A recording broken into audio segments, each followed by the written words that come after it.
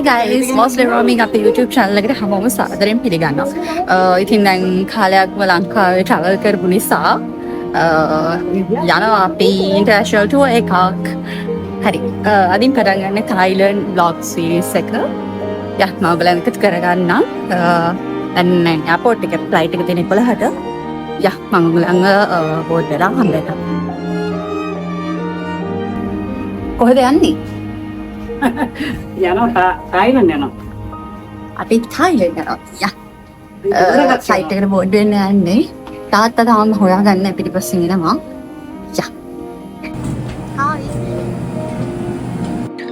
ඉතින් මේ පාට එකට මගේ හබි ජොයින් වෙන්නේ නැති නිසා ගියේ අපේ ෆැමිලි එකයි මගේ යාළුවෙක් ගියා. ඉතින් අපේ ෆ්ලයිට් එක තිබ්බේ රෑ 11:10ට අපේ ආයේෂා තමයි ෆ්ලයි කළේ. ඒ ආයේෂා ෆ්ලයිට්ස් යන්නේ තායිලන්ඩ් වල ස්වර්ණභූමි කියන එයාපෝට් එකට නෙමෙයි DMK කියන එයාපෝට් එකටයි යන්නේ. ඉතින් මේ පාර තායිලන්ඩ් කියන්නේ වීසා ෆ්‍රී රටක් නේ ලංකාවේ પાස්පෝර්ට් තියෙන අයට. ඉතින් මේ පාර ටිකට්ස් ඔක්කොම බුක් කරේ මම. මගේ යාළුවා තමයි ටිකට්ස් ඔක්කොම බුක් කරගත්තේ. අපිම ඔන්ලයින් ලොග් වෙලා ඇංගලන් වෙබ්සයිට් එකට බුක් කරා. අපි ඉතින් මේ පාර ප්ලෑන් කරපු ටුවර් එක 8 nights 9 days. අපි ඉස්සෙල්ලාම යන්නේ පතායවල 3 days අපි ඉන්නවා. ඉතින් මම කැබ් එකක් බුක් කරලා තියෙන්නේ අපිව බැංකොක් වල එයාපෝට් එකෙන් පික් කරලා පතායවලට යන්න. මම ඒ ඩීටේල්ස් ඔක්කොම ඉතින් ඩිස්ක්‍රිප්ෂන් බොක්ස් එකේ දාන්නම් තව කාට හරි කෙනෙක්ට උදව්වක් වෙයි කියලා හිතලා එක. හරි. ඉතින් අපිට ලෑන්ඩ් කරන්න තිබ්බේ පාන්දර 4:10 උනාට ෆ්ලයිට් එක පැයක් විතර ඩිලේ වුණා. ඉතින් අපි ලෑන්ඩ් කරලා කෙලින්ම පතායවලට ගියා. Hi guys, ඔන්න ඉතින් අපි ආවා පතායවලට පොඩි luggage case එකක් වුණ නිසා මුකුත් වීඩියෝ කරගන්න හම්බුනේ නැහැ හරියට. අපි බැංකොක් DMK එයාපෝට් එකට ඇවිල්ලා ඊට පස්සේ කෙලින්ම එතනින් අපි කැබ් එකක් කෝල් කරලා තිබ්බේ. එතනින් ඒකත් අරගෙන අපි කෙලින් පතායවලට ආවා. දැන් නම් වෙලාව අපි ආවා 10:00 වගේ වෙද්දි මං උනේ මොකක්ද කියලා විස්තරේ කියන්නම්. හොටෙල් එකක් මම පෙන්නන්නම්. දැන් ආවා අපි බ්‍රෙක්ෆාස්ට් එකයි /ලන්ච් ගන්න. Hi guys, අපි ඉන්නේ දැන් හොටෙල් එකේ. අපි නතර වුණේ ෆුෆායා රිසෝට් කියන එක තමයි අපි බුක් කරේ. අපි කලින් ආව අපිට early check-in එකක් දුන්නා. මේ charge කරෙත් නැහැ extra. early check-in එකක් අපිට දුන්නා. අපේ අද plan එකේ තිබ්බේ උදේට ටයිගර් පාක් යන්න. බට් ඉතින් අපිට පරක්කු වෙනානේ අද එනකොට. ඒක නිසා අපි itinerary එකේ තියෙන ඊළඟ එකට යන්න තමයි හදන්නේ. අපි Sanctuary of Truth කියන එක බලන්න තමයි යන්නේ.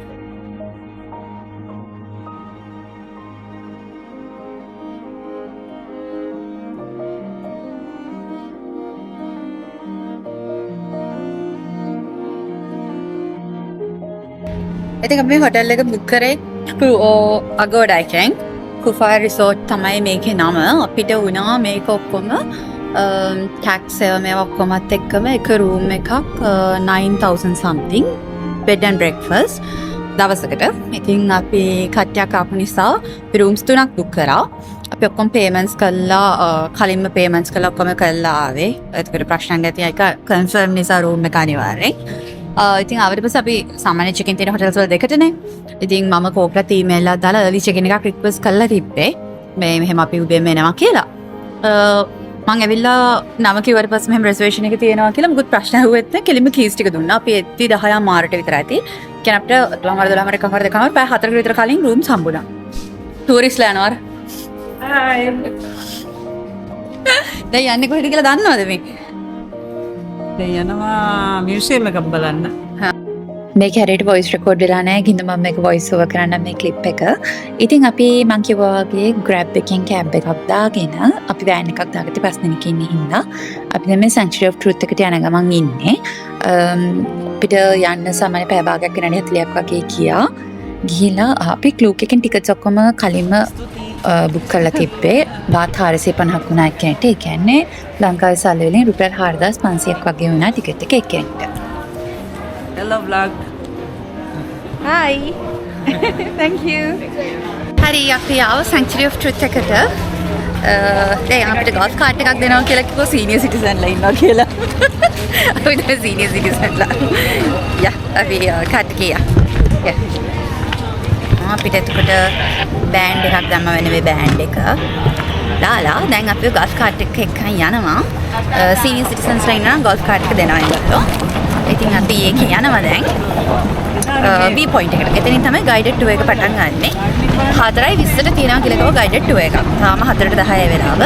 වී පොයින්ට් එකට ගිහිල්ලා අපිට එතන pictures අරගෙන එතන ඉන්න කියලා කිව්වා guide එක. යා මම එතනට ගිහිල්ලා බලත් එක එකතු වෙන්න. අපි ආවා වී පොයින්ට් එකට. สวัสดีค่ะทุกท่าน බලන්න වීට වැඩි ලස්සන පන්සලක් දැකලා තියෙනවද කියලා. นำสันติสุขสู่โลกโดย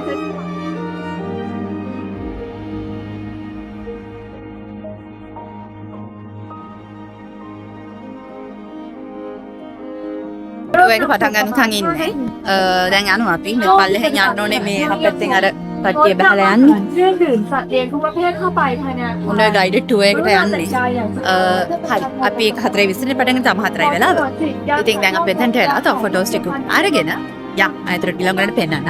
ผู้นำผู้ชมตามตารางรอบนำชมของ ඉතින් ඔය පේන view point එකට ගියාට පස්සේ එක එක වෙලාවල් වලදී පටන් ගන්නවා එක එක languages වලින් tours.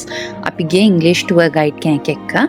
මම ওই shawl එකක් දාගෙන ඉන්නේ මේක ආගමික සම්බන්ධ දෙයක් නිසා shoulders දනිස් cover කරන්න ඕනේ අපි ලංකා පන්සල් වලට ගියත් එහෙමනේ.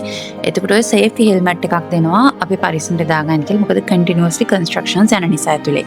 ඉතින් ඔය ඉන්නේ අපි select කරගත්ත English guide. ඉතින් අපි ඇත් එක්ක තමයි දැන් මේ ඇතුලට යන්නේ.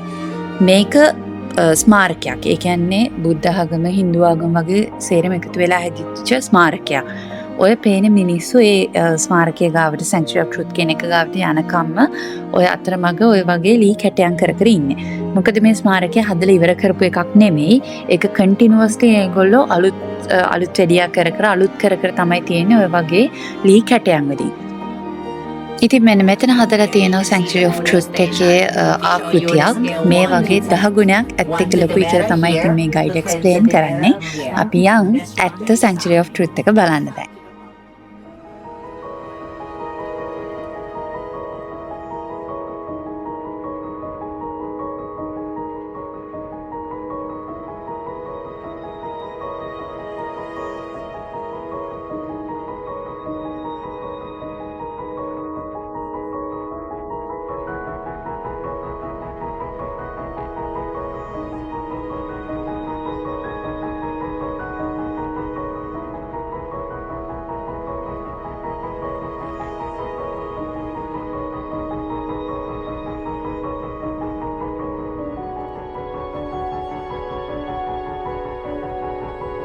හයි අපි හෙල්මට් දාන් ඉන්නවා හෙල්මට් දාන්න නැතුව ඇතුළට යන්න බෑ කිව්වා. ඉතින් අපි දැන් ඇතුලේ ඉන්නේ Sanctuary of Truth එකේ. මේක තියෙන්නේ බීච් එකයි ඉන්නේ. පටේම තියෙන්නේ කැටයන් කරපු ඒවා. ලොයිනමක් යනවා. ඉතින් ඔයගලට පේනවා ඇත්තේ මේකේ තනිකරම තියෙන්නේ දී කැටයන් කියලා. ඉතින් මේකේ මේන් ස්ට්‍රක්චර් එකේ එක යකඩ ඇණයක්වත් පාවිච්චි කරලා නැහැ කියලා තමයි කියන්නේ. මේක හදලා තියෙන්නේ තේක, එතකොට තායිලන්තයට ආවේනික ගස් වලින් ඔය ගන්න ලී ඒවයින් තමයි හදලා තියෙන්නේ කියලා කියන්නේ මේක. මේක එතකොට මං හිතන්නේ උසයි මීටර් 100ක් 105ක් අතර ගානක් උසයි කියලා කියනවා. මේක ඉතින් කන්ස්ට්‍රක්ෂන් ඉවරයක් වෙන්නේ නැහැ. මොකද මෙච්චර ලොකු එකක් තනිකර ලී වලින් හදලා තියෙති මේවා සත්තු ඩැමේජ් කරනවා. සත්තු කියන්නේ වේයෝ කනවා. එතකොට ඔය වගේ ප්‍රශ්න නිසා මේක කන්ටිනියස්ලි මේගොල්ලෝ කැටයන් කප මේකට එකතු කරනවා කියලා තමයි කියන්නේ. ඒව තමයි මම කලින් අර පෙන්නුවේ. එතකොට දැන් යනකොටත් තියෙනවා මම පෙන්නන්නම්. ඉතින් මේක තනි පුද්ගලයෙක්ගේ අදහසක් විදිහට තමයි පටන් අරන් තින්නේ 1981 ඉඳන් මේ වෙනකම් කන්ටිනියස්ලි එක හද තමයි තියෙන්නේ. එතකොට මේක රිප්‍රසන්ට් කරනවා බුද්ධ ආගම, හින්දු ආගම, එතකොට චීනයේ තියෙන ආගම් ඒ වගේ දේවල් මේකේ රිප්‍රසන්ට් කරනවා. ඉතින් මේකේ මැද්ද නිකන් මණ්ඩපයක් වගේ එකක් හදලා තියෙනවා. ඉතින් ඔය පේන්නේ තැම්පත් කරලා තියෙන ධාතු එකේ. මට ඇත්තටම හිතා ගන්න බැරුණා මෙච්චර මේ වගේ කැටයන් තනි ලීයකින් කොටයකින් කපන්න කොච්චර ඉවසීමක් තියෙන්න ඕනේද කියලා. ඔය පේන වගේ උඩ හරිය ඒවා තාම ඒගොල්ලෝ ඇටච් කරන ගමන් තමයි තියෙන්නේ. ඉතින් මේ පේනවා වගේ ගන්ටාර වගේ ඒවා 3ක් තිබ්බා මෙතන Sanctuary of Truth එකකින් එළියේ. ඇත්තටම මම දැනන් හිටියේ නෑ ඒක මොකක්ද කියලා. පස්සේ තමයි කියවලා බැලුවේ ඒක මොකක්ද කියලා. මේක සක්ත කරනවා කියලා කියනවා. සමහර තැන්වල කියනවා මේක ගහන්නේ මොකක් හරි ප්‍රාර්ථනාවක් කරන්න කියලා. සද්දයික අනිර බහිනවා හරිම ලස්සනයි අර පැත්තෙන්.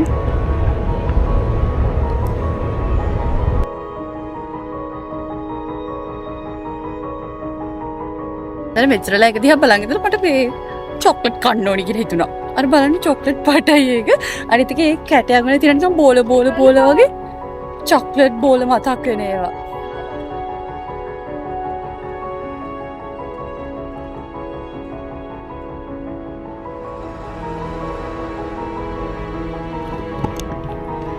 මෙතන නම් කිව්වේ මේ ඉස්සෙල්ලා ගයිඩ් එක්ස්ප්ලেইন කළා.